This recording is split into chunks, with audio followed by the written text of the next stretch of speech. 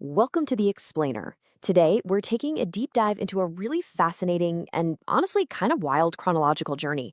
We're going to uncover the true history of hacking.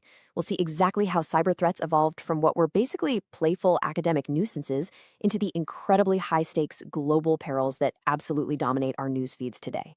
It's a story about shifting motives, exploding technology, and a complete loss of innocence.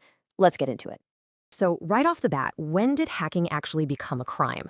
I mean, when you hear the word hacker today, you probably instantly picture some shadowy figure in a hoodie stealing credit card data, right?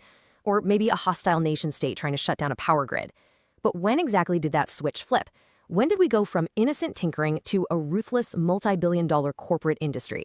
Well, the answer might totally subvert your expectations. Okay, let's rewind a bit.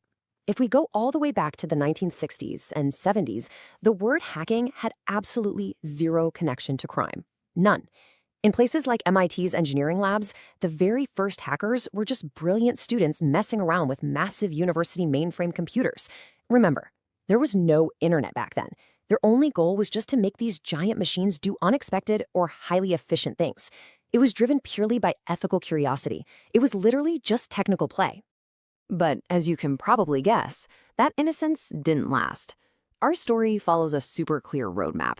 We start with that pure curiosity in the 60s, then we transition into this wild era of identity and notoriety in the 1990s, before finally landing in the unbelievably complex, industrial-scale cybercrime of the 2020s. We're basically tracking the jump from university labs to the modern state-sponsored era. Part 1. The 1970s to the 1980s. The telecom era, and the rise of phone phreaking. Now, what's really interesting about this era is that before personal computers were sitting in every home, the biggest target for hackers wasn't actually computers at all. It was the telephone routing system. And it is amazing how simple yet totally brilliant these early exploits were. Hackers realized they could manipulate the whole phone network just by mimicking specific audio tones.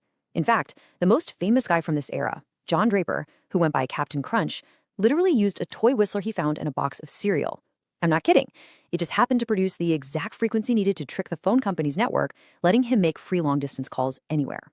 This was a huge light bulb moment. It proved that complex communication systems could be reverse engineered. Part 2. The 1980s. First intrusions and the accidental worm. As the 80s rolled around, personal computers started hitting the market, and early networks like the ARPANET were spinning up. Hacking finally moved away from telephones and into actual digital intrusions. And that brings us to a monumental moment in 1988, the Morris worm.